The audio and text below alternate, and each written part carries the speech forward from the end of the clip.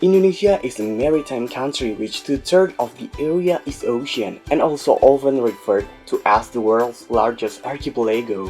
A name which actually represents its 70,000 or so islands which span more than 5,000 kilometers eastward from Sabang in northern Sumatra to Merauke in Irian Jaya. The country's geography is conducive to the development of its fisheries. Indonesia is surrounded by seawater and there are around 5,500 rivers and lakes to be found throughout the country. Figures from the Central Bureau of Statistics reveal that the fishery sector contributed 3.32% or 86.88 trillion Indonesian rupiahs to gross domestic product in the third quarter of 2014. It means that the fishery sector is playing a huge role on our economic sector. On April 29th, our group went to Cirebon, a port city in Indonesia.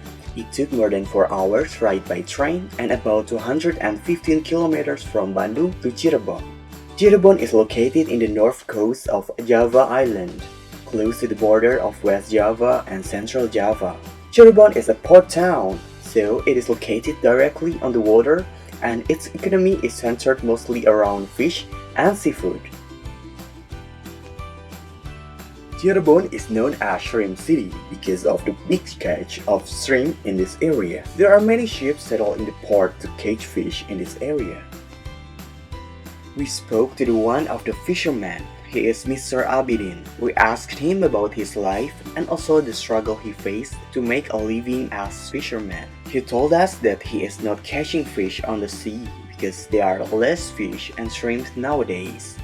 He told us that the ship from China and Taiwan came and used sophisticated fishing tools and take the fish on a big scale in this area, and they left him with nothing. One of the shocking facts is that the big ships sometimes use bottom trawls. Bottom trawls is a new threat on Indonesian marine ecosystem. In the past, industrial trawlers once avoided coral reefs and other rocky regions of the ocean floor because their nets would snag and tear.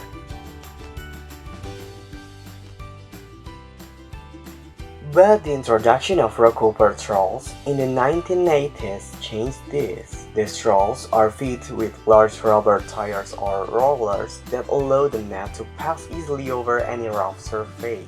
The largest, with heavier rollers over 75 centimeters in diameter, are very powerful, capable of moving boulders weighing 25 tons. Now, most of the ocean floor can be trawled down to a depth of 2,000 meters. The other fishermen, like him, he is used to be fisherman, but now because of the decreasing of fish stock, he makes his boat as a recreation boat, taking visitors to the sea to make a living.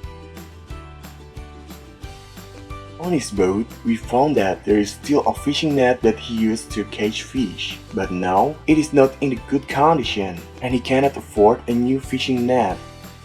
Indonesia's fishermen are extremely competent seamen who do quite a good job of catching any and all commercially important fish species. Moreover, Indonesia's fish stocks are mostly overexploited.